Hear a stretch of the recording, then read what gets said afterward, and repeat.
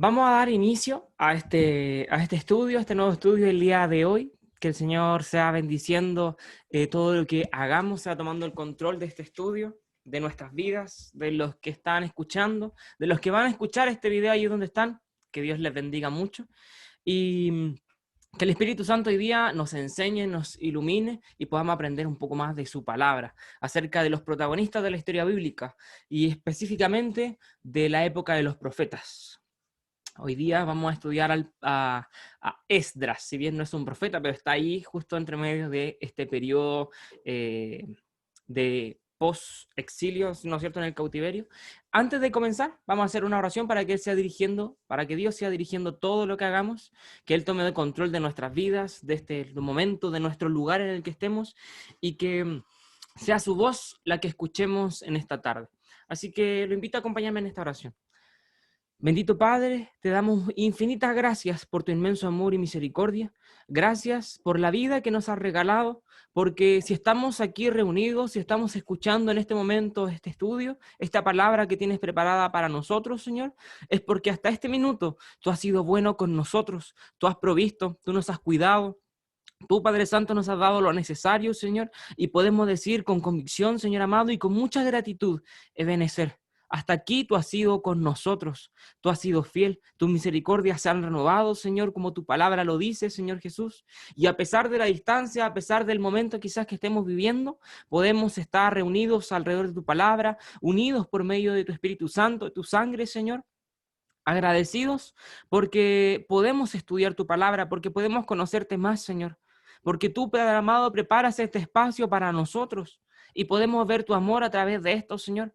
Tu deseo de enseñarnos, Señor, de crecer, Padre amado, que nosotros podamos crecer. Y ese es nuestro anhelo, Señor, poder profundizar en tu palabra, poder conocer más, poder aprender, Señor amado, para también poder dar de lo que por gracia hemos recibido, Señor. Gracias, Jesús, por todo. Bendice este lugar, bendice cada uno de nuestros hogares, Señor, en donde estemos, en donde nos encontremos. Que tu presencia llene cada uno de nuestros hogares, Señor, nuestros corazones. Que podamos rendirte nuestra vida por completa a ti, Señor. Ilumínanos, Espíritu Santo, y enséñanos tú en esta tarde. Somos instrumento en tus manos. Bendice todo lo que hagamos, Señor, cada opinión, todo el estudio, cada pregunta, comentario, que todo sea bendecido por ti, Señor, y dirigido por ti, Espíritu Santo. Te entregamos el control de todo, Señor, de nuestra vida, de mi voz, de este tiempo, de todo lo que entregamos, Señor, acá, lo ponemos ante tus plantas, Señor Jesús. Gracias, Señor amado, te amamos, te alabamos y te glorificamos, Señor. Dejamos esta oración esperando atentamente, Señor, tu consejo, tu palabra y tu enseñanza, Señor amado. Gracias por todo en el nombre de Jesús. Amén y amén. Que el Señor le bendiga muchísimo. Vamos, como decía hace un momento, a seguir con nuestra serie de estudios y hoy día vamos a estudiar a Esdras. Habíamos estudiado el miércoles pasado al profeta Ageo, y el cual se cruza con la vida o con lo que nosotros podemos leer específicamente en el libro del sacerdote y escriba Esdras. Recordemos, haciendo una contextualización bastante rápida, recordemos que el pueblo hace ya un par de años atrás había sido destruido, tanto Israel por los asirios en el 722 y Judá por los babilonios en el 586. Y el pueblo había sido destruido, había sido llevado al exilio, al cautiverio. Teníamos personajes importantes allí, Jeremías, que experimentó todo este proceso, pero también Daniel, que fue llevado a la deportación en la primera ola hacia Babilonia. También estudiamos al profeta Ezequiel, que también sufrió un destino muy parecido al de Daniel, llevado a la deportación. Sin embargo, ejecutaron ministerios distintos. Y nos aportaba todos estos personajes del estudio, estos personajes, al profeta Ageo el miércoles pasado, un panorama un poquito más amplio de cómo funcionaba, qué es lo que estaba sucediendo, cuál era el ánimo, el espíritu que vivía la sociedad en Jerusalén post-exilio. Y el libro de Esdras nos ofrece un panorama un poco más histórico acerca de cómo se establece la sociedad judía después del exilio en Jerusalén. Podemos ver a través del libro de Esdras cómo la mano de Dios se mueve a través de los imperios, de los reinos, de los gobernantes, cómo se cumple la profecía de Dios entregada años antes por medio del profeta Jeremías, y también cómo Dios es fiel y exige también santidad. Todo un par de estas cosas vamos a estar viendo a lo largo de el libro de Esdras. Cualquier comentario, cualquier opinión, no duden en comentarla, en entregarla. Como el contexto del libro, el libro abarca una historia de casi 100 años aproximadamente de la historia post-exílica, como hablábamos, porque no inicia con la propia historia de Esdras. De hecho, inicia un par de años antes del ministerio de Esdras propiamente tal dentro del pueblo judío. Y inicia con la historia de Zorobabel. Vamos a ir poquito a poquito adelantándonos allí. En el texto hebreo, el libro de Esdras y Nehemías forman un solo texto. Es uno solo, es Esdras y Nehemías juntos. Y esto se debe a que la historia o la tradición le atribuye la autoría de tanto Esdras como Nehemías a Esdras. Inclusive, también el libro de Crónicas es ampliamente atribuido a el sacerdote, el escriba Esdras, el posiblemente autor de estos tres libros, Crónicas, Esdras y Nehemías, ¿sí? Y el relato se nos posiciona o se nos presenta en el contexto del Imperio Medo-Persa como el líder hegemónico de todo el continente, de toda la región. Recordemos que Babilonia, un imperio poderoso con un destacado o reconocido rey como Nabucodonosor, ya en la época de, al menos donde inicia el libro de Esdras, ya había pasado a la historia, porque el imperio medo-persa había conquistado a Babilonia, estaba ahí en la cima, particularmente con Ciro, ¿sí? Y se registra en el libro de Esdras los primeros dos exilios o regresos del pueblo judío desde Babilonia hacia Jerusalén. El primero de mano de Zorobabel y el segundo de mano del propio Esdras. Se registran tres grandes regresos y el tercero lo podemos leer en el libro de Nehemías, a cargo del propio Nehemías. ¿Sí? Como le decía, la autoría del libro o la composición del libro se le atribuye a Esdras, tanto de Crónicas, Esdras y Nehemías, al menos ampliamente así se reconoce, ¿sí? Y podemos ver que el escriba usó diversas fuentes, registros y genealogías para datar históricamente su registro, ya que si el escritor de Crónicas es el mismo de Esdras y Nehemías, es probable y es lo que se espera que el mismo registro histórico de Crónicas, que podemos leer en el libro de Crónicas, siga la misma línea con tanto Esdras como Nehemías. Y es justamente lo que encontramos. Si leemos nosotros el libro de Esdras, tenemos referencias exactas al momento, al año, al periodo en el que se desarrollan los eventos, y citas de manera directa a cartas que habían sido enviadas a los reyes de Persa, de Medo-Persa, registros históricos que se citan también o se mencionan en el libro de Esdras, y además también genealogías a las cuales el Esdras, como escriba y como maestro de la ley, como se menciona en el libro, tenía amplio acceso a todos estos registros. Por lo tanto, es de esperarse que encontremos amplio uso de estos registros, de estos informes, de estas fuentes en el libro de Esdras, y es lo que podemos ver, ¿sí? El relato, como decía, el libro de Esdras inicia varios años antes de que Esdras mismo entrara en escena. De hecho, hasta el capítulo 7 recién, Esdras no aparece. Todo el capítulo del 1 al 6 tenemos cómo se relata la historia del primer retorno, del primer grupo a mano de Zorobabel, la reconstrucción del templo, lo vamos a profundizar más adelante, y recién en el capítulo 7 Esdras aparece y ahí se registran los últimos eventos en el libro de Esdras. Sin embargo, su historia se extiende un poquito más allá de su propio libro, pues aparece también en el libro de Nehemías. Particularmente en el capítulo 8, 9 y 10 de Nehemías aparece nuevamente Esdras. Algo que ocurrió un par de años más adelante. Se registran hechos muy importantes en el libro de Esdras, no solo los retornos del pueblo judío a su tierra, sino también la reedificación del templo y una importante limpieza y purificación del pueblo. Algo que vamos a ver mientras vayamos avanzando en este estudio, ¿sí? Se considera a Ezequiel y a Esdras como uno de los personajes que forjaron el carácter, la cultura del pueblo judío post-exilio. A ellos se le atribuye el carácter que adquirió el pueblo, cómo se desarrolló la cultura judía después del exilio, a estos dos personajes, a Ezequiel y a Esdras. Amén. Vamos ahora entonces a iniciar con el libro. Como decía, está muy bien datado el libro, al igual que otros que ya habíamos visto. Ezequiel también, un libro muy datado.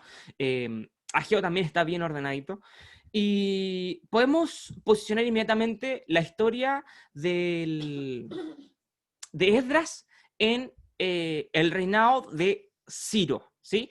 Dice que es en el primer año, en el 538 aproximadamente debió haber sucedido esto, entre el 539 y 538. Y se nos presenta un hecho muy importante en la historia, porque se cumple la profecía dicha por el profeta Jeremías, que el cautiverio iba a durar 70 años solamente.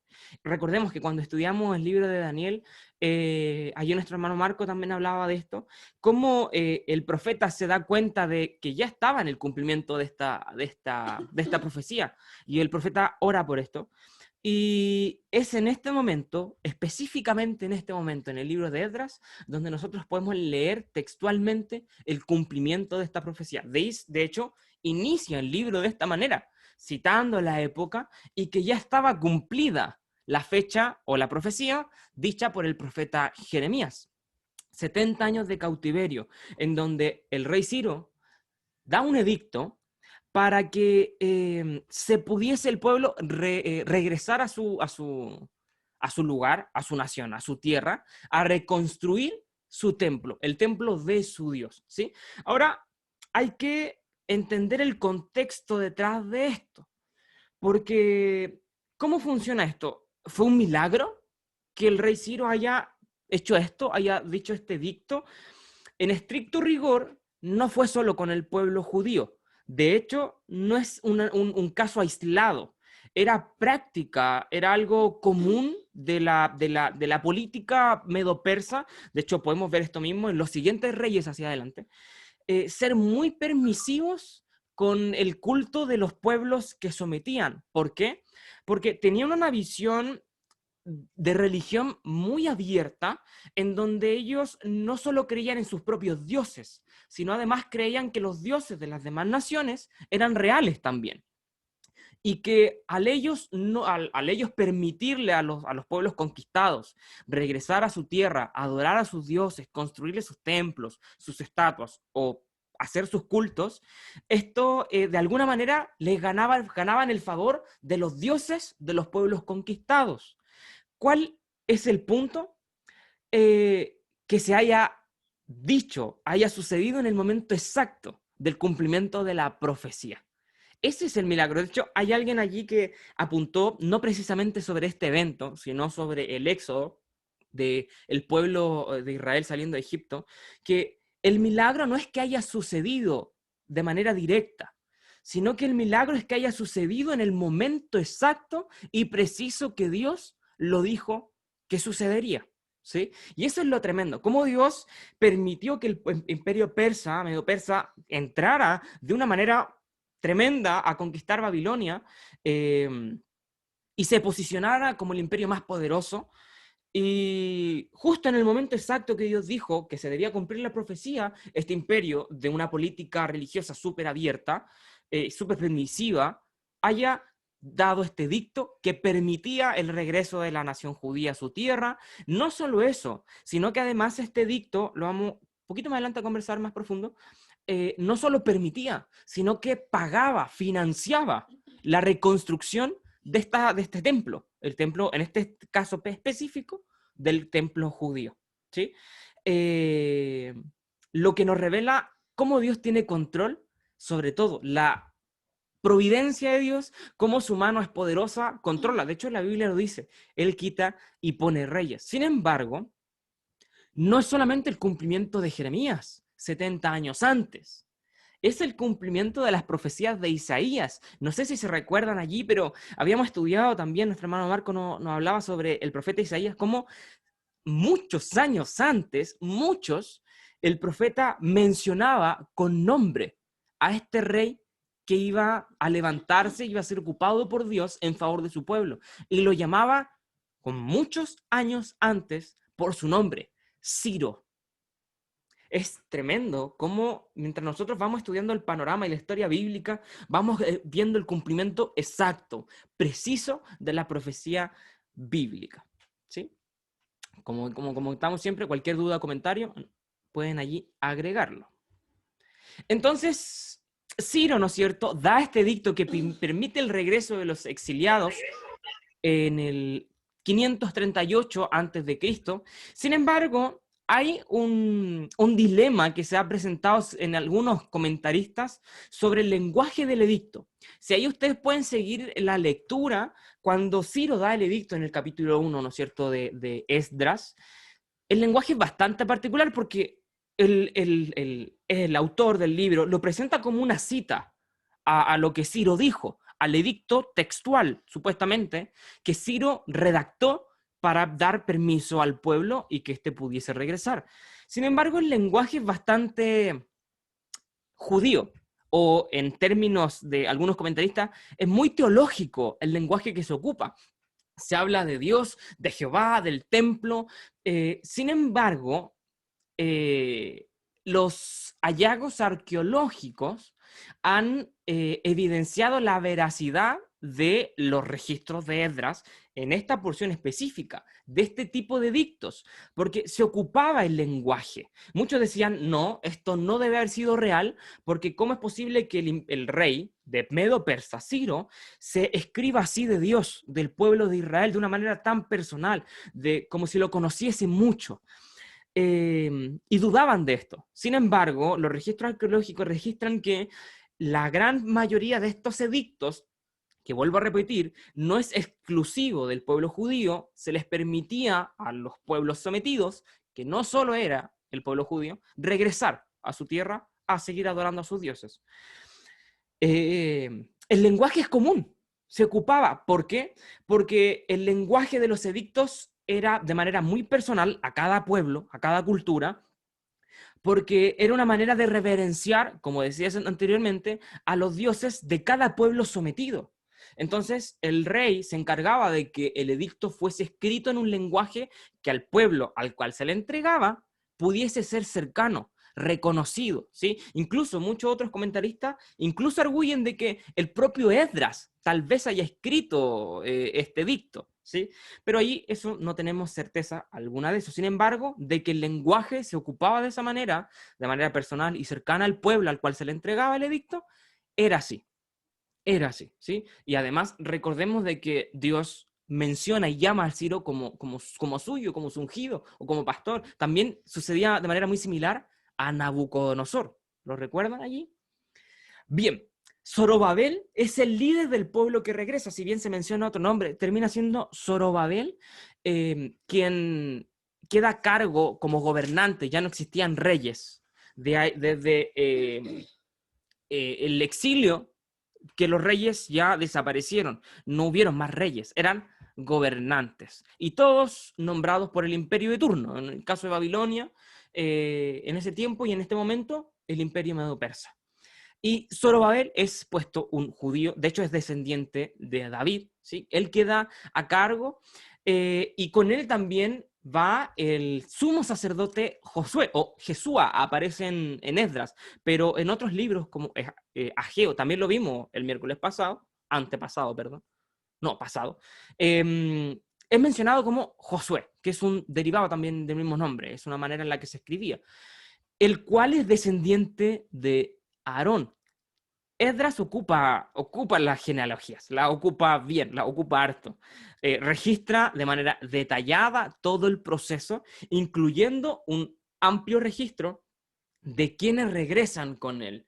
Eh, Cada grupo, cada familia, los cuenta inclusive de tal familia tanto, de tal tanto, y así tenemos un registro amplio de todos los que volvieron. Esto lo encontramos también en el regreso cuando Esdras y también con Nehemías más adelante. Ambos textos, Esdras y Nehemías, ocupan de manera constante estos documentos, estas fuentes y genealogías que hablábamos hace un momento. Aproximadamente 50.000 personas regresan al país. Nosotros vemos esta cifra y es grande. Sin embargo, en comparación a la cifra de exiliados que fueron deportados de Jerusalén, inclusive solo centrémonos en Judá, porque si no, si contamos el reino de Israel, suma mucho más. Solo de Judá fueron muchísimos más los deportados, pero llegaron menos. Esto se debe a varios factores. Primero, recordemos que este exilio es muy distinto en algunos aspectos al exilio que nosotros podemos leer en el Éxodo, de Egipto hacia la tierra prometida. Pues en Egipto eran esclavos, sometidos, no había libertad. En cambio, a pesar de que estaban sometidos en este tiempo por el imperio Babilonia, luego Medo-Persa, en esta época precisa, tenían muchas libertades, muchas. Incluso antes del edicto de poder regresar, solo con Babilonia, con Nabucodonosor, el quien inició este exilio, esta deportación, ya tenían hartas libertades, podían establecerse libremente en el reino, tenían comercios, incluso vemos el caso de Daniel, Sadrach, Mesach y Abednego, que tenían puestos dentro de la corte, tenían trabajos dentro del imperio, y cuando leemos en Nehemías, en el imperio medo-persa, también, Nehemías era copero, tenía un trabajo, allí le servía. Entonces, vemos que el contexto de este exilio es un poco distinto al de en la época de Moisés, en Egipto. Lo que influyó en la cantidad de personas que se regresaron, pues muchas eh, estaban posicionadas en este nuevo país, en su nueva tierra, ¿sí?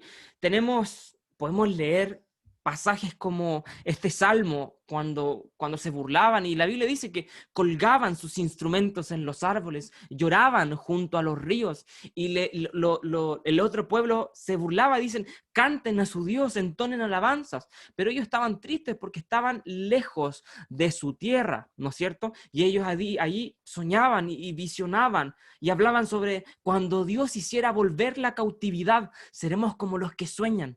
Nuestra boca se llenará de risa y nuestra lengua de alabanza, y las naciones todas dirán y verán cuán grandes cosas ha hecho Dios entre nosotros.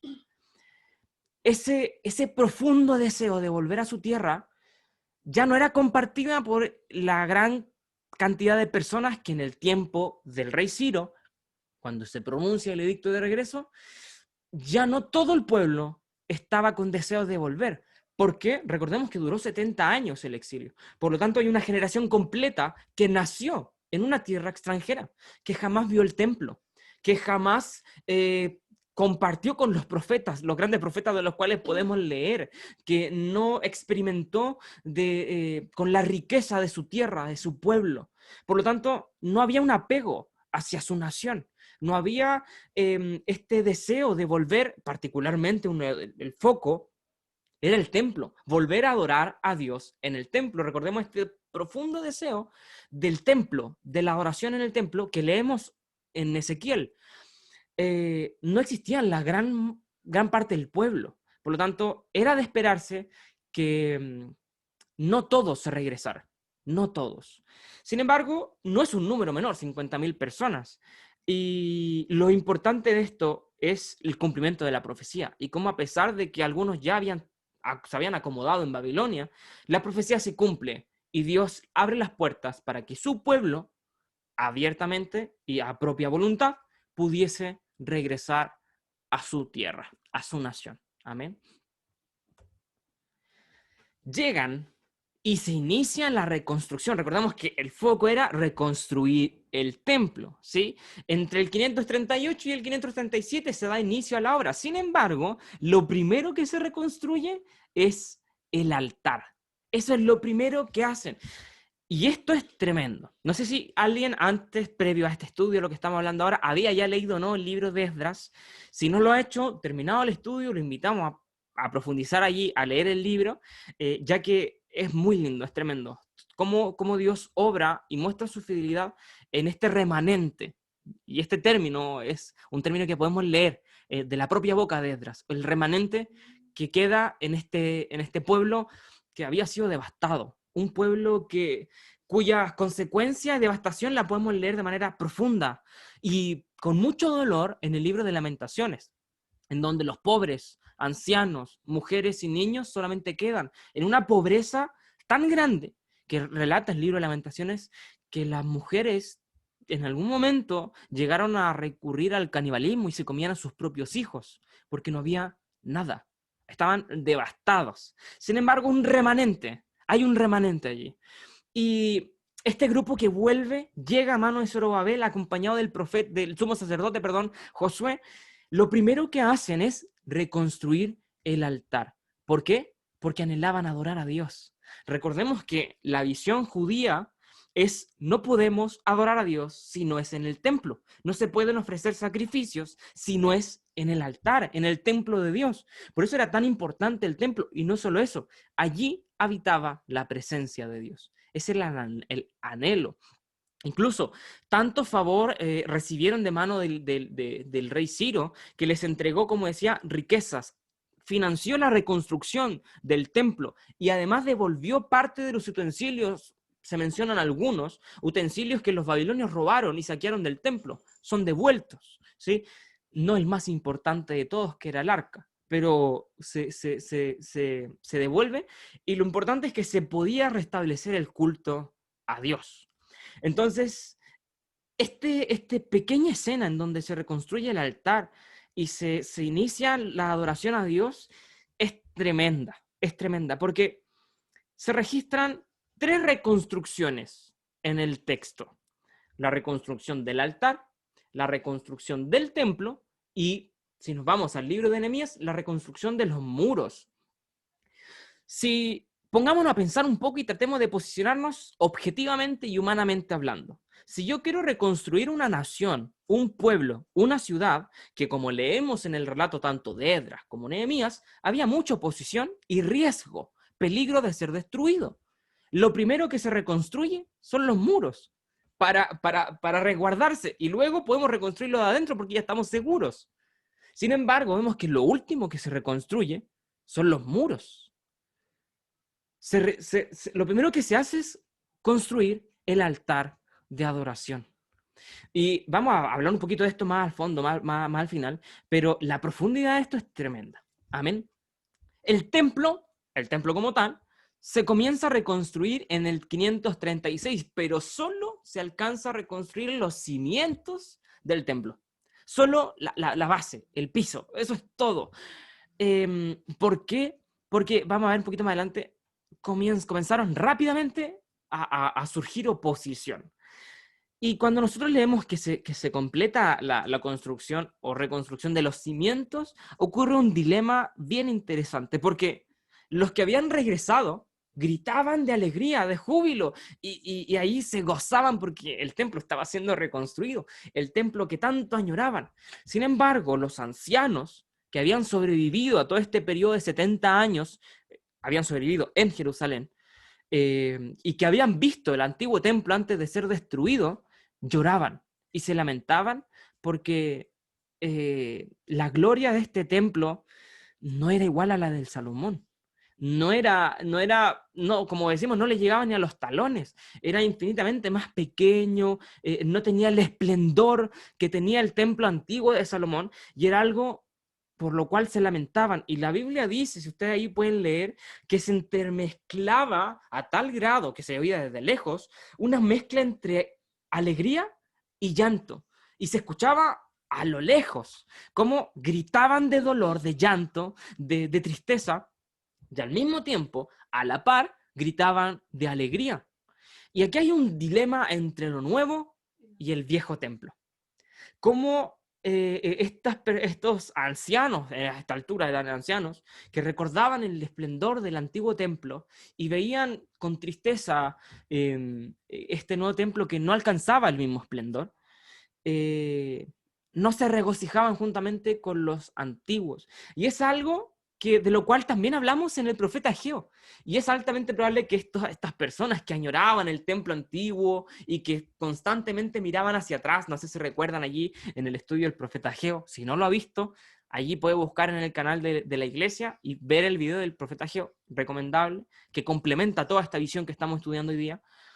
Cómo había un grupo que tenía una visión pegada, pero en el pasado, atrás, y no era capaz de mirar hacia adelante. ¿Y qué es lo que dice el profeta? La gloria postrera de este templo será mayor que la primera. Palabras que surgen en este mismo contexto, ¿no es cierto? Vamos a profundizar, vamos a seguir más adelante. Hasta este momento, ¿alguien tiene algún comentario, algo que agregar? ¿Vamos bien? ¿Perfecto? Sí. Bien. Como decía, se reconstruyó los cimientos en el 536, sin embargo, se levanta una oposición. Y el capítulo 4 registra lo extenso de esta oposición. Ciro, Darío, Jerjes, Artajerjes, todos estos reyes, se nos registra el periodo, se nos contextualiza allí. Es una especie de paréntesis, particularmente del versículo 6 al 23, en donde se concentra, se hace un apartado para registrar todas las oposiciones. Y el versículo 27 se regresa a donde quedó el principio, la reconstrucción del templo. Y se levanta una oposición. ¿Cómo sucede? Bueno, la Biblia nos registra tanto en Esdras como en Nehemías esta oposición que se levanta. Cómo los enemigos intentan ayudar allí de manera, podemos tal vez leer un poco de ironía o sarcasmo cuando este enemigo, la Biblia lo registra como enemigos. Sin embargo, cuando Zorobabel le dice, no, ustedes no tienen parte en la reconstrucción del templo, allí van y envían cartas, y cuando uno lee la carta que envían, son bien sometidos los enemigos, porque allí elogian bastante al rey, o sea, hay una copia de una carta que se envió en una de las oposiciones, perdón, lo que logró frenar la construcción. ¿Qué sucede? Se envía una carta, se juntan varios enemigos de Judá, de Israel, y envían una carta a uno de los reyes de turno, lo cual cuando nosotros leemos el registro debieron haber sido varias cartas y distintos tipos de oposiciones. Sin embargo, se nos presenta esta, en donde se le recuerda al rey y se le dice, busquen los registros en la historia de este pueblo, cómo siempre se sublevaba y nunca se sometía a los reyes que lo conquistaron. No vayan a permitir, usted rey, le dice ahí la carta, dicen los enemigos, que este pueblo se levante y se oponga a usted. Justamente la respuesta del rey es, efectivamente, leí y el pueblo es un pueblo rebelde. Cierren y cesen toda construcción. Esto hizo que el templo no siguiera la construcción por 16 años aproximadamente, porque es en el 520 recién cuando se reinicia la obra, ¿sí? Recién allí cuando se reinicia la obra que se vuelven a tomar esta reconstrucción. Sin embargo, es interesante notar aquí cómo la oposición influyó mucho en el ánimo del pueblo. Lo podemos leer tanto en Esdras como en Nehemías, la misma idea. Sin embargo, cómo Dios es fiel y levanta un grupo para animar al pueblo. Y aquí es donde nosotros nos cruzamos en la historia con el profeta Ageo y también vamos a estudiar más adelante al profeta Zacarías, los cuales son contemporáneos, ¿sí? Un tremendo equipo, ¿sí? Un tremendo equipo. Tenemos a Zorobabel, tenemos al sumo sacerdote Josué, tenemos al profeta Ageo, tenemos al profeta Zacarías, tenemos un poco más adelante al sacerdote y escriba Esdras, y en contemporáneo también a Nehemías, ¿sí? Y nos falta ahí también un profeta más adelante, pero es un grupo de personas tremendas. Es un rango de tiempo bastante breve en comparación a otras porciones de la Biblia que su porción de tiempo es más extensa. Sin embargo, lo que podemos extraer de acá y las personas ubicadas en el momento preciso y exacto nos reflejan el poder de Dios y cómo Dios constantemente animó al pueblo a la reconstrucción, ¿sí? A la reedificación. Entonces, leemos que en el 520 se reanuda la obra. Y bajo el reinado de Darío, el pueblo recibe el respaldo de Dios, porque otra carta es enviada, ¿no es cierto? Por eso se estima que no fue una, sino varias, y además como lo podemos leer en Nehemías, fue una oposición fuerte, constante, que no cesó nunca. Y si nosotros podemos leer detrás de la historia, más allá del tiempo entre los testamentos, podemos ver que la cosa tampoco anduvo tan bien en cuanto al ambiente de la zona, del momento, de la época. Y bajo el reinado de Darío se envía una carta para tratar de cesar nuevamente la reconstrucción del templo. Sin embargo, el rey Darío los manda a callar y dice, no, este pueblo tiene mi respaldo. ¿Por qué? Porque buscó los registros y vio, se topó justamente con el decreto de Ciro, y dijo, no, este pueblo tiene todo el permiso. Y no solo eso, ustedes, los enemigos del pueblo, están obligados ahora, recordemos que todos eran vasallos y estaban sometidos al imperio, ustedes están obligados a ayudarlos, a pagarles, y todo lo que les pidan, ustedes se los van a dar, porque ese va a ser su castigo por tratar de impedir esto y irse en contra de un decreto real. Y quien no lo cumpla se va a tener a las consecuencias. Y se nos muestra nuevamente cómo Dios se mueve. Recordemos que ni Ciro ni Darío eran hebreos, ni siquiera adoraban a Dios, ¿sí? Tenían una visión politeísta, eran paganos, y tampoco eran imperios muy distintos de lo que hicieron los babilonios, lo que hicieron los asirios y todos los imperios que sometieron con destrucción, con matanza y un sinfín de cosas. Sin embargo, Dios pone y quita a reyes. Él es el que tiene el control de todas las cosas. Amén. Y levanta al profeta Ageo y al profeta Zacarías, los cuales son usados poderosamente para alentar al pueblo. ¿Sí? Como repito, si no ha visto el estudio del profeta Ageo, búsquelo allí en el canal de la iglesia y vea el video del estudio sobre el profeta Ageo, el cual nos profundiza un poco sobre el pueblo, sobre el ánimo que existía y también esta relación de Dios con su pueblo en este proceso duro y fuerte de la reconstrucción ante una gran oposición. Entonces, allí se le levanta el ánimo, se reanima este fervor por la reconstrucción del templo. Y en el 515 aproximadamente, entre 516 y 515, el templo queda reconstruido. Y si bien habíamos leído un par de capítulos atrás cómo el pueblo, parte del pueblo se lamentaba, aún sin ver el templo reconstruido, el que haya terminado no cambió un poco la idea. Pues efectivamente, el templo de Zorobabel o de esta época no tenía el mismo esplendor que el templo de Salomón. No, para nada. Inclusive el templo de Herodes, que el cual fue este mismo, pero más ampliado, aún así ese templo tampoco alcanzó el esplendor del templo de Salomón. ¿Sí? Es algo que al parecer afectó a algún grupo del pueblo hebreo, esta imagen que tenían grabada del antiguo templo. Sin embargo, esta nueva generación fue suficiente para esta nueva generación, un espacio para poder adorar a Dios. Recordemos que esta generación, en lo visto por Ezequiel, había aprendido al menos un poco, a adorar a Dios fuera del templo, de no estar limitado a un templo. De hecho, la reconstrucción del altar igual nos revela un poco de eso, cómo a pesar de no estar el templo construido, con el altar les bastaba para ofrecer alabanza, adoración y sacrificios a Dios. Amén. Y evidentemente se terminó el templo, se celebra, se hace la dedicación del templo y se festeja la Pascua. Algunas de las fiestas que se celebran tanto en todo este proceso de reconstrucción, el templo, las murallas, no se celebraba desde la época de Josué, y particularmente en la Pascua desde que no había templo, 70 años aproximadamente, más de 70 años. ¿sí? Entonces, es algo que el pueblo añoraba de manera profunda. Amén. Hasta este punto, ¿vamos bien? ¿Sí? Porque aquí hay un quiebre en la historia, tenemos un espacio. Y yo aquí quería citar un poco también a Jeremías, que también habló de ese tiempo de corrección que iba a tener el pueblo de Dios en Babilonia. Esa era la contradicción que tenía Habacuc también, que no entendía cómo un pueblo más impío que su pueblo iba a ser castigado iba a ser el instrumento de castigo para su pueblo.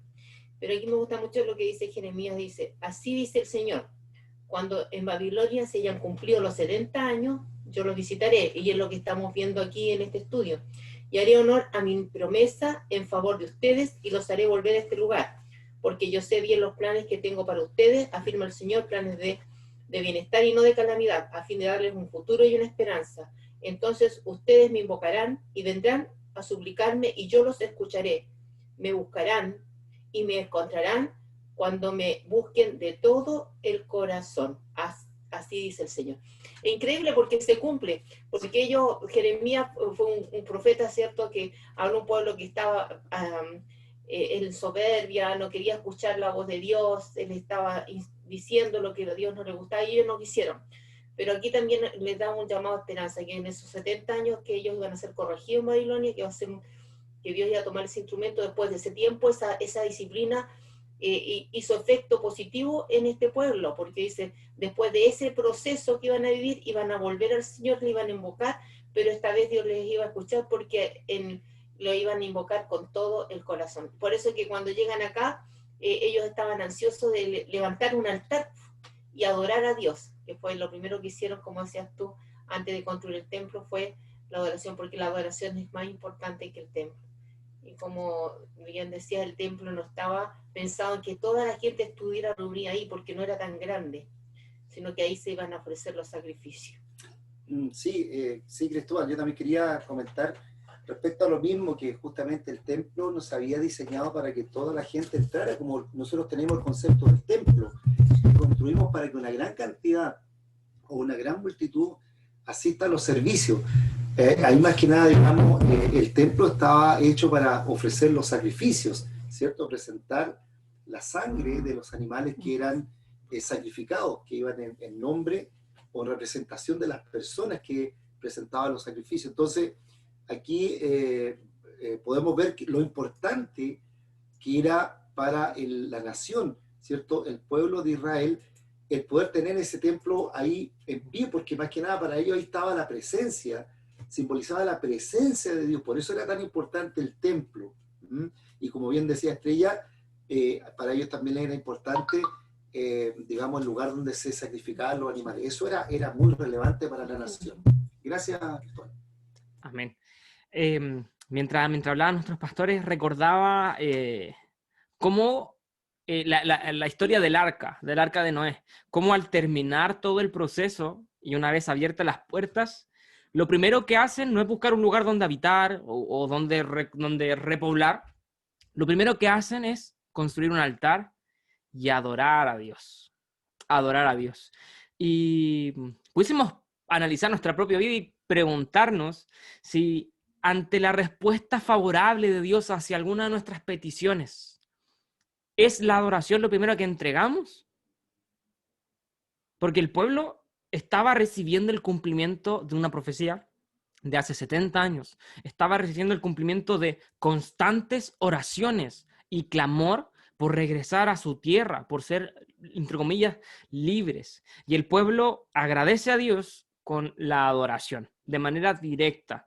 El apartado, no hay ningún apartado donde se nos registre que el pueblo, estos 5.000, cerca de 5.000 personas, fueron reubicados, ustedes van a vivir acá. No hay ninguno de esos apartados. El pueblo llega y el primer registro es reconstruyen el altar y adoran a Dios. Dios es el primero, el principal, y es la causa de todas nuestras bendiciones. Amén. Y este relato nos debería hacer pensar en eso, en nuestra actitud hacia Dios. ¿Es nuestra adoración lo primero que hacemos o es lo último que alcanzamos a hacer?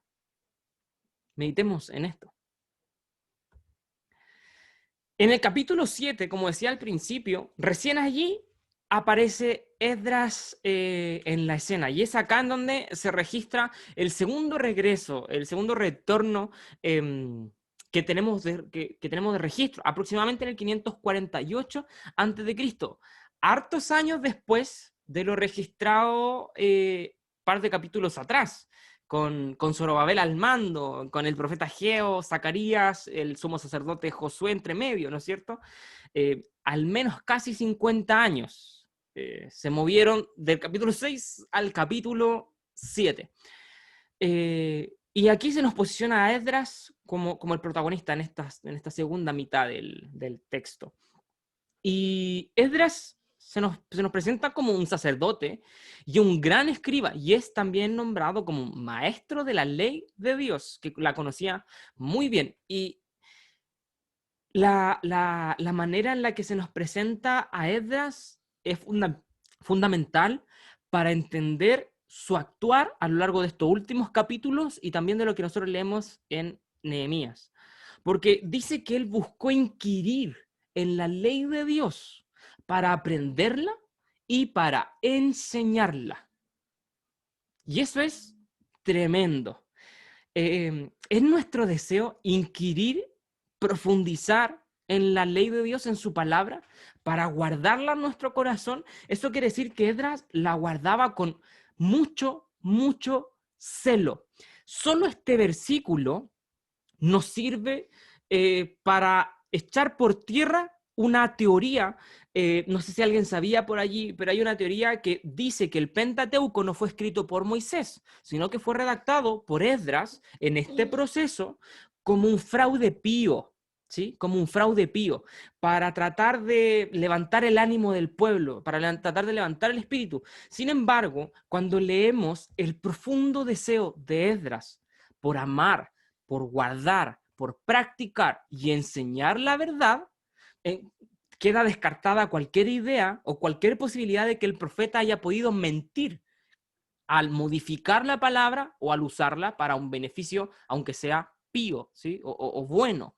Entonces, este breve pasaje en donde se nos presenta allí, Marco ahí nos ponían Esdras 7:10. Ahí aparece como este sacerdote, este escriba, el amor que sentía por la ley de Dios, y esto también queda evidenciado en su profundo y amplio conocimiento, como es mencionado incluso por el rey. Echa por tierra cualquier posibilidad de que Esdras haya modificado, mentido o retorcido la palabra de Dios, a la cual le tenía tanta reverencia. Amén. Solo eso echa por tierra esa teoría, sin mencionar muchos otros datos. Amén. El rey Artajerjes, el cual estaba en el contexto de Esdras, le entrega todo su apoyo a Esdras. Todo también. Igual que el caso de Zorobabel, con el primer retorno, le entrega también recursos. Sin embargo, algo que no se le entregó, y el profeta lo dice de su propia boca, el sacerdote Esdras, por vergüenza, él dijo, no quise pedirle además guardia, protección al rey, porque era un camino largo, en un periodo medio complejo de transitar por el desierto, por bandidos, por saqueadores. Sin embargo, lo que revela el profeta es tremendo, porque él dice, es que ¿cómo le iba a pedir yo al rey protección si le dije que Dios, su mano, nos iba a proteger y él nos iba a guardar de todo mal? ¿Cómo yo le iba a pedir protección al rey?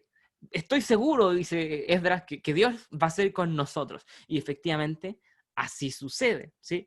Y al igual que el primer grupo, al llegar a la tierra, ofrecen sacrificios, ofrecen adoración a Dios, ¿sí? Es tremendo la figura de Esdras, porque es reconocido como un reformador, como una persona de un amplio manejo de la palabra, profundo conocimiento de ella, y además con un liderazgo también importante. Recordemos que no era un profeta, no fue tampoco llamado gobernador, era un sacerdote, ¿sí? Sin embargo, que tenía un profundo, profundo amor por la palabra, por el cumplimiento de la palabra. Y eso lo vemos en las medidas que toma más adelante, porque esto lo posiciona a Esdras como un líder, ¿sí?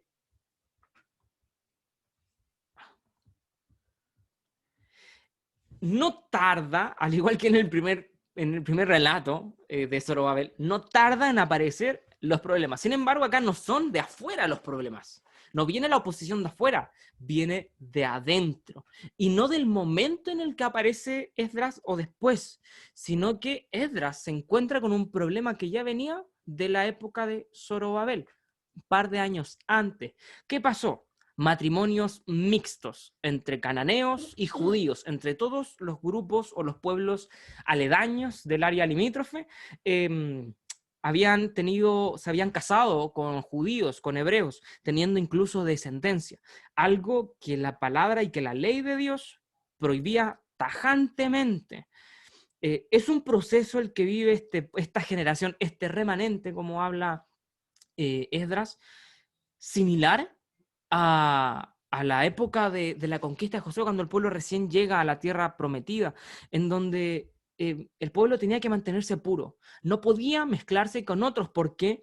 Porque esto de manera directa repercutía en su adoración, en el hecho de que se intrometieran a Israel prácticas idólatras, en que se entrometiera a Israel el culto pagano, y esto está evidenciado en cada una de las veces que ocurrieron matrimonios mixtos, como estas uniones no permitidas por Dios repercutieron en problemas constantes, directos, y uno de los mayores ejemplos de este daño es Salomón, como la Biblia dice que sus mujeres torcieron su corazón, lo pervirtieron, haciéndonos sacrificar a los ídolos, elevando culto a dioses paganos, y vemos la máxima de esta consecuencia en la destrucción tanto de Israel como Judá. ¿Cómo fue esto? Este acto, el culto pagano, la idolatría, lo que produjo la destrucción de ambas naciones, Israel el norte, Judá el sur. Entonces, esto es algo que le afecta profundamente a Esdras, porque incluso se dice, la Biblia es clara, definitivamente la Biblia no es un libro escrito para exaltar a los héroes, definitivamente no, porque se exponen sus errores de manera objetiva, directa, ¿sí? No se ocultan sus errores, sus caídas, se registra la historia tal cual como sucedió. ¿Y qué dice la historia de este acontecimiento? Que los primeros en hacerlo fueron los líderes, los sacerdotes, los levitas. Fueron los primeros en casarse con extranjeros. Fueron los primeros. Y evidentemente, si la cabeza hace algo, hacia abajo todo el pueblo comenzó a hacer lo mismo. No se registra de manera precisa la cantidad de personas que tuvieron estos matrimonios mixtos. Si bien hay una porción donde se registra algo, se cree que el número debió haber sido más amplio. Tampoco es la primera, vamos a verlo un poquito más adelante. Allí Esdras hace una profunda oración, una oración muy poderosa de alabanza a Dios, y también hay una característica que repite Nehemías, y también lo podemos leer en otras oraciones, que él se identifica de manera directa con el pueblo y el pecado del pueblo lo asume como suyo. Algo que también leemos en Nehemías, cuando él dice, hemos pecado, cuando ni Nehemías y Esdras, en este caso, no habían hecho esto. Sin embargo, toman el pecado del pueblo como suyo. Y esto se debe a algo que hemos conversado algunos miércoles atrás. Cómo había una conciencia colectiva tremenda, muy fuerte en Israel, ¿sí? Había una culpa colectiva, habían bendiciones colectivas y había una noción de pueblo, de unidad, de colectividad muy profunda, a tal grado que no es extraño leer oraciones como las de Esdras y Nehemías, en donde hacen suyo el error, el pecado, ¿sí? Moisés también dijo de manera mucho más fuerte a Dios, o sea, elimíname a mí y a ellos sálvalos. O sea, esta noción de ser uno o de cargar con el peso o la culpa del otro era algo que se vivía en el pueblo, tanto para bien como para mal. Entonces, allí en esta oración repite constantemente el término, el remanente. el remanente que se ha guardado, aquel remanente que Dios guardó. Y no es una palabra nueva. Recordemos que Elías también, en la historia de Elías también se menciona un remanente que Dios había guardado para sí, ¿no es cierto? Que no había doblado sus rodillas ante Baal. Y en este caso Esdras dice, hay un remanente. Guárdanos, ten misericordia, perdónanos, lávanos, vamos a hacer lo correcto, vamos a hacer lo que tu palabra dice. Perdónanos por violar tu palabra, tu ley, lo que tú le dijiste a tu siervo Moisés. Su oración, sus palabras nos reflejan en lo que hablamos antes, el profundo amor por la palabra de Dios, por la santidad de su palabra y lo importante que era cumplir toda la ley, ¿sí? Ahora, ahí se me faltaba un punto. ¿Cuál fue la solución a esto? Es algo muy específico lo que sucede acá, algo muy, muy aislado, al menos de lo que podemos leer alrededor de todo el relato bíblico. Pues la solución que Esdras dijo o dio, junto con todos los líderes, fue el divorcio de estos matrimonios y la expulsión de todos los extranjeros, incluyendo los hijos nacidos de estos matrimonios. Debían ser exiliados, debían irse del pueblo. Cristóbal, ¿Sí? sabes tú que aquí hay un tema respecto justamente a lo que tú estás comentando, estos matrimonios mixtos que se habían provocado durante este periodo, y este sacerdote Esdras, cuando se entera de esto, es tan el impacto que le causa, que dice la escritura que se tomaba el pelo y se lo sacaba. Fue pero tremendo. Entonces él no podía entender cómo podía haber ocurrido esto en consecuencia de lo que el Señor les había dicho a ellos, que no se mezclaran con otras naciones. Es increíble. Sí, sí, efectivamente, como dice nuestro pastor, se rasga sus vestidos, se tira el pelo, la barba se la arranca del dolor Ahí vemos un celo profundo de Esdras por la ley, por cómo el pueblo había desobedecido la ley. Y la solución también nos revela lo mismo. El pueblo había cometido un acto gravísimo. Ahora, profundicemos en por qué tan drástica la solución de separarse. Cuando sabemos que Dios aborrece el divorcio, lo podemos ver tanto en el Antiguo como en el Nuevo Testamento. Debemos entender el contexto del pueblo. Recordemos que no había una nación prolífera, grande, una nación que tenía una conciencia como por ejemplo la de la época de David. Esa nación, esa gloria ya no existía. Era oportuno, necesario y tremendamente importante mantener la pureza del linaje de la nación. ¿Por qué? Porque de este vendría el Mesías. Esa siempre fue la intención, que a través del pueblo judío vendría el Mesías, el Redentor, la luz del mundo. Por lo tanto, estaba en juego el linaje de Jesucristo. No podía corromperse este linaje, debía mantenerse puro. Y además, una de las cosas que estaba en juego era la santidad de Dios. Recordemos que el lema que Dios había grabado en el sacerdocio es sed santo, santo es Jehová. Ustedes deben ser santos porque yo soy santo. Incluso podemos ver otras afirmaciones que sin santidad nadie podrá ver a Dios. La santidad de Dios es un tema importantísimo y algo sobre lo cual Dios ejecuta justicia cuando no se guarda esta santidad. Algo que le costó al pueblo la destrucción tanto de Israel como de Judá, por no guardar la santidad de Dios y cumplir su palabra. Entonces, eso era lo que estaba en juego acá, la santidad de Dios, la santidad del pueblo, deberían mantenerse puro porque Israel era un pueblo que debía ser consagrado a Dios, consagrado. El pueblo de Israel no nació porque Dios tomó un pueblo ajeno y lo transformó. Dios creó este pueblo de la nada, llamando a Abraham y así construyendo una nación. Por lo tanto, esta le pertenecía a él. La Biblia podemos leer en el Antiguo Testamento cómo Dios compró esta nación. la hizo suya al liberarla de la esclavitud en Egipto y firmando un pacto con esta nación. Eran su propiedad, le pertenecían a él. Y el término consagración involucra de uso exclusivo para Dios.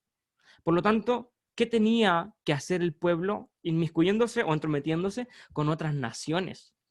No era además solo eso, sino cómo se introducía la idolatría a la nación, y la cadena hubiese sido exactamente la misma que hace un par de años atrás, la destrucción inminente de toda la nación, tal cual como lo vimos por mano de Babilonia, de Asiria, hace un par de años atrás, o estudios que ya hemos visto, ¿no es cierto?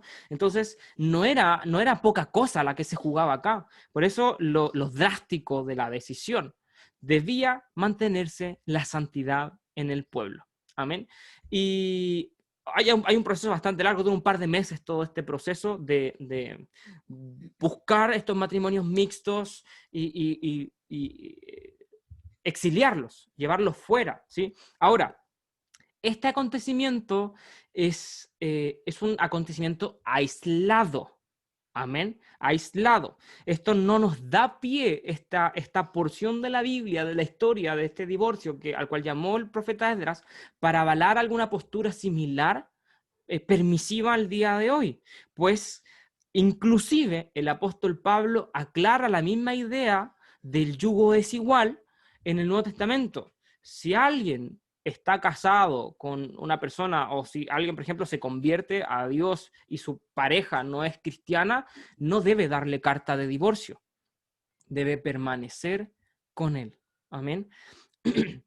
Entonces, este hecho debe tomarse como un hecho aislado, sometido a un contexto específico, y no malinterpretarse para avalar la práctica del divorcio, algo que Dios aborrece. Amén. Esdras, como decía hace un momento, vuelve a ser mencionado, vuelve a aparecer más adelante en el libro de Nehemías, ¿sí? El cual se desarrolla un par de años más adelante, particularmente en el capítulo 8. Y lastimosamente el escenario no es distinto al de Esdras. Así termina Esdras, el libro de Esdras, con este acontecimiento de los matrimonios mixtos, y cómo estos terminan. La solución es el divorcio y el exilio de los extranjeros, apartándolos. Y aquí tenemos un acontecimiento un poco similar. Al parecer no había salido a la raíz de estos matrimonios mixtos del pueblo, luego de lo hecho por Esdras, en Esdras capítulo 9 y 10. Esta idea es expuesta a lo largo de la Biblia, en donde Dios aborrece los matrimonios mixtos con otras personas que no sean de la religión judía, hebrea. Vemos el caso de Abraham, inclusive, hasta allá atrás, cuando manda a buscar una esposa para su hijo, de manera precisa, a una persona de su familia, no una extranjera, ¿no es cierto? No, al yugo desigual también habla el Nuevo Testamento, que no debemos hacer yugo desigual. ¿Qué comunión tiene la luz con las tinieblas? Son mandamientos importantísimos, importantísimos, que cada cristiano debe velar por cumplir. Amén. Y este momento es un tanto similar. Sin embargo, se nos registra un proceso bastante lindo, bastante interesante, en donde hay algo tremendo.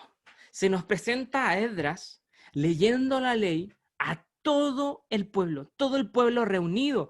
Y lo que nosotros hoy día podemos imaginarnos en un culto masivo, con un púlpito, con una persona leyendo la palabra, exhortándola, mientras todo el pueblo escucha la palabra, hay adoración, hay oraciones entre medio. Es muy similar a la liturgia actual, al menos por lo que podemos leer. Definitivamente habían cosas distintas, pero es una liturgia bastante cercana a lo que se desarrolla hoy día. Un púlpito en altura, el predicador, en este caso Esdras, y un grupo más ahí hablando el mensaje, leyendo la ley. Duró un buen tiempo, no fue una hora, leyeron un ratito y se fueron todos para la casa, no. ¿Por qué? Porque había un problema. Los matrimonios mixtos no habían desaparecido, como les decía. Sin embargo, lo que vemos acá es un arrepentimiento fuerte, muy fuerte. Hay oración, hay ayuno, hay un profundo dolor. Incluso hay una porción en donde, cuando el pueblo escucha la ley, se da cuenta de su pecado, el pueblo llora amargamente. porque ellos se dan cuenta lo malo que lo habían hecho. Sin embargo, por medio de Nehemías, ahí de Esdras, le dicen, anímense, este día de fiesta, es día de gozo, porque Dios derrama su perdón, porque Dios quiere hacer algo distinto en ustedes. Aprovechen este momento, arrepiéntanse a Dios, y eso es justamente lo que vemos, cómo el pueblo se derrama en arrepentimiento, en oración, se declara ayuno, vemos cómo el pueblo adora a Dios. Todos, y es tremendo, el pueblo hace una promesa delante de Dios de apartar todo lo malo nuevamente y serle fiel a Dios. Y ahí uno, según algunos comentaristas, se registra uno de los mayores avivamientos en la historia, como un pueblo entero es reavivado por el poder de la palabra. Es la ley la que se lee, y hay una oración tremenda que se da entre medio, que incluso según algunos dicen que fue escrita por el propio Esdras, ¿sí? Los levitas pronuncian esta oración, donde se retoca toda la historia de Israel, la fidelidad de Dios, y se derrama allí algo tremendo, tremendo, tremendo. Y vemos, este es en el contexto de Nehemías, la reconstrucción del muro, de los muros. ¿Y cómo termina todo esto? Con la dedicación del muro, algo de lo cual Esdras participa. Amén. Y hasta allí nos llega la historia de Esdras. Ahora, ¿qué podemos extraer de la vida de Esdras? Primero, Dios es fiel a su palabra.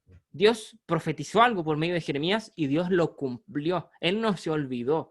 Él es soberano sobre la creación y la historia. Como a pesar de haber naciones paganas, Dios no es que tenga un control solo de su pueblo. Él es Dios soberano de todo y de todos. Amén. Todo le está sometido a su voluntad. Nada se mueve si Él no lo permite. Nada sucede si Él no lo permite. Amén. Y eso es algo que también podemos leer a través del libro de Esdras y Nehemías también, cómo él tiene control de incluso imperios paganos y los ocupa a su favor, en beneficio de su pueblo. La oposición no debe detener el avance del pueblo, ¿sí? Es tremendo porque la oposición no cesó nunca. Lo único que sucedió es que el pueblo fue reavivado a trabajar. Y la historia de Nehemías grafica esto tremendo, porque a pesar, en constante oposición, el pueblo seguía trabajando, pero la imagen que nos entrega es tremenda, con un martillo, con una mano con el martillo y la otra mano con la espada, por si venían a atacarlos. Entonces, la oposición no debe frenar nuestro avance, porque la oposición la vamos a tener siempre. Siempre. ¿Cuál es nuestra garantía? Que el que está con nosotros es mayor que el que está en el mundo. Amén. Y un punto interesante, la restauración debe ser desde el interior hacia el exterior. Y eso es algo que se grafica en el libro de Esdras, porque lo conversábamos al principio. No fueron los muros lo que se reconstruye para darle seguridad, para darle fortaleza, confiabilidad y más comodidad al pueblo en la reconstrucción del templo y de la nación entera. No, no era eso lo importante, porque así como Dios guió a Esdras y a Zorobabel en su regreso hacia Judá, un tramo bastante largo, por un lugar bastante peligroso, Dios lo iba a guardar en todo su proceso. Entonces, el cambio debe nacer en el interior. Lo primero que se reconstruye es el altar para adorar, ¿sí? Y esto es algo que también grafican los profetas, que hasta este momento lo hemos visto. Entendieron, Jeremías lo graficaba y Ezequiel también, entendieron que el cambio debía suceder en el interior. Por eso los profetas dicen que era necesario un corazón nuevo. Si no, no iba a suceder nada. El cambio vendría cuando Dios cambia el corazón de piedra por un corazón de carne, cuando Dios derrame su espíritu sobre toda carne, como había sido profetizado. Por eso el cambio también está graficado en Esdras, pero de una manera un tanto simbólica, desde el interior hacia el exterior, ¿sí? Hay mucha gente que parte al revés. Comienza a seguir a Cristo y cambia su exterior, su manera de vestir, cambia su manera de las cosas que escucha, las cosas que ve. Sin embargo, tiene que haber un cambio interno en nuestro corazón. Debemos nacer de nuevo, tal cual como Jesucristo se lo dijo a Nicodemo. Ahí está el cambio, acá en el corazón. Luego ese cambio se manifiesta hacia el exterior. Y por último, y sobre todo, como lo grafica los últimos actos de Esdras, Dios es santo y exige nuestra santidad. Aquel mandato que se le dio al pueblo de Israel, tanto en su peregrinaje como en el desierto, como en esta oportunidad acá en el exilio, reconstruyendo la nación, también rige para nosotros, para nuestro tiempo. No debemos mezclarnos con el mundo.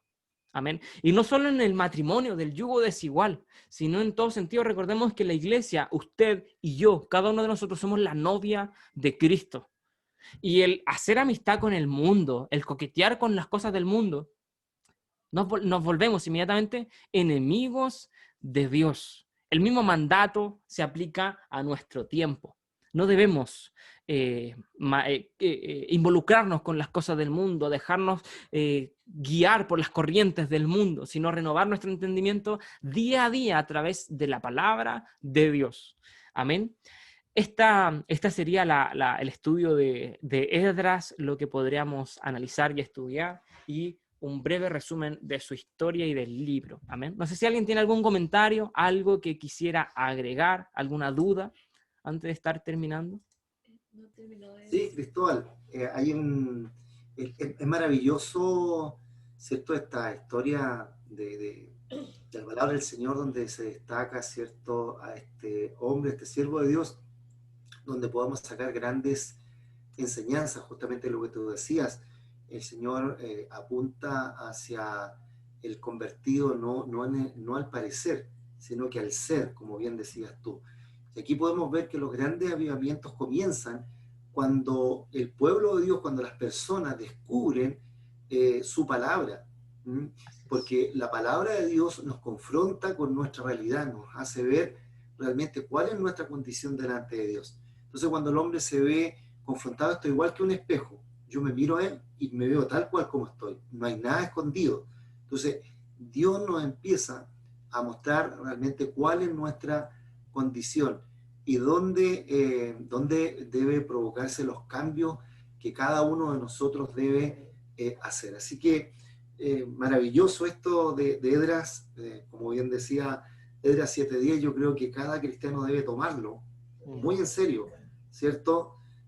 Hay que estudiar la palabra, hay que practicarla y después enseñarla. Y si usted no tiene un lugar donde enseñar, bueno, compártala, pues, ¿ah? Predique, que es una forma también de poder enseñar. Así que eso, Cristóbal, hermoso estudio, maravilloso el tiempo, así que eso, gracias.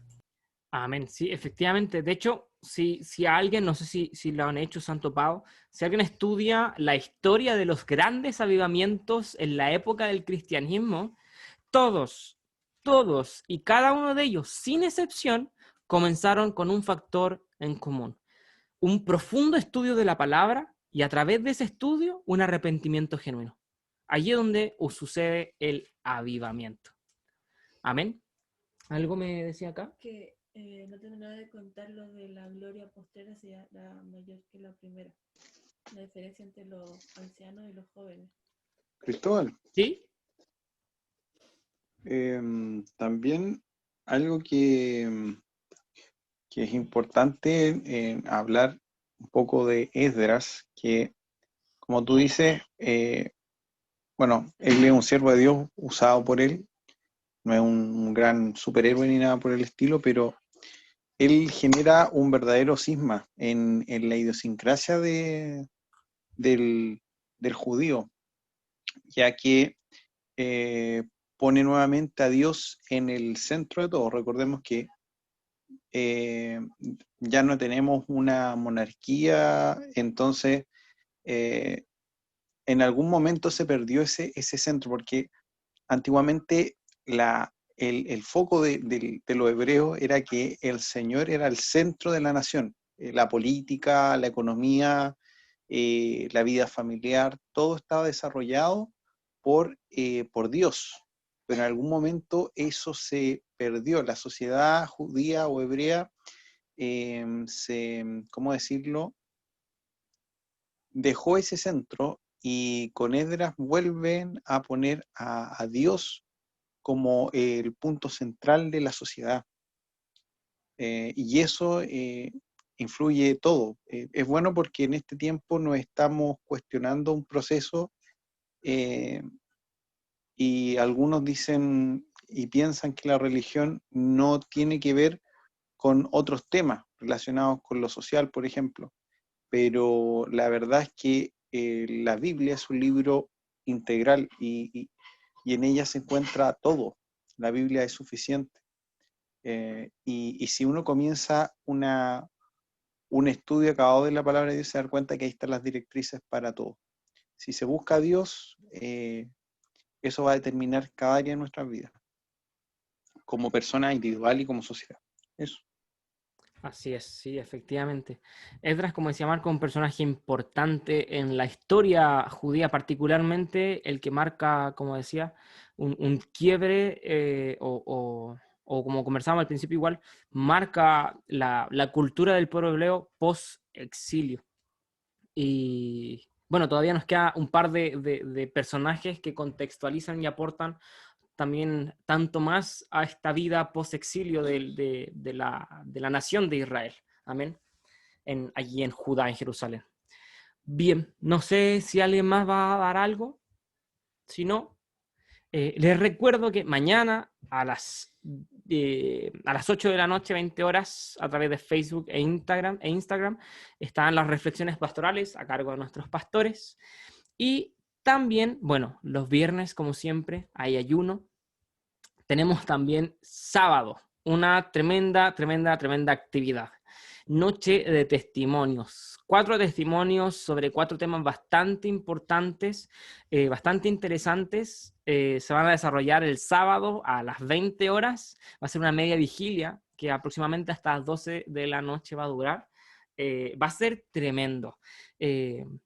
Invitemos, compartamos a todo el mundo, la mayor cantidad de gente que pueda estar y compartir con nosotros, para que pueda aprovechar esta hermosa oportunidad de vivir esta noche de testimonios, saber un poco más sobre los hermanos y además ser impactados por el poder de Dios. Así que más que invitados y también animados a compartir este evento, esta actividad de Noche de Testimonios. Y el domingo tenemos escuela dominical a las 4 de la tarde y nuestro culto general a las 6 de la tarde. Así que sin más, vamos a estar ya pidiendo la bendición. Le voy a pedir a nuestra pastora si nos despide con la bendición. Amén. Amén. Que Dios les bendiga, hermanos. Hermoso estudio. 3 pasos. Estudiar, practicar, enseñar para todo obrero de Dios. Damos gracias a Dios por esta hermosa palabra. Te damos gracias, Señor, por este tiempo precioso en el estudio de tu palabra. Un estudio que no deja de hablar a nuestro corazón y también nos invita a reflexionar sobre nuestras vidas, Señor. Es hermoso conocer esta historia que nos lleva un tiempo un pueblo que sufre lejos de su tierra y un tiempo también de restauración, un tiempo de vuelta a este pueblo. Y cómo tú usas este personaje, Esdras, para instruir al pueblo de Dios y se vuelque otra vez a la palabra, a la voz de Dios, a escuchar la voz de Dios, y tú lo usaste, Señor. Gracias, Señor, porque aprendemos cada día más de ti. Ayúdanos a nosotros también ser un agente de cambio, de llevar la palabra, de enseñarla, porque a través de la palabra las personas cambiamos, Señor, cuando nos confrontamos y obedecemos. Ayúdanos a ser fieles a ti, Padre. Bendice a Cristóbal, que ha sido el que tú has usado en este día para enseñarnos esta hermosa palabra, Señor, su vida. Bendícela grandemente. Y así a todos mis hermanos que están presentes, porque este estudio también se va a compartir a muchas otras personas que van a escuchar este estudio, quizás mañana o pasado, y se comparte y se difunde. Estamos sembrando la palabra de Dios, porque también queremos que ese avivamiento parta primeramente en el corazón, en la conciencia de cada uno de nosotros, Señor. Gracias te damos y pedimos tu dulce bendición en el nombre de Cristo Jesús. Amén.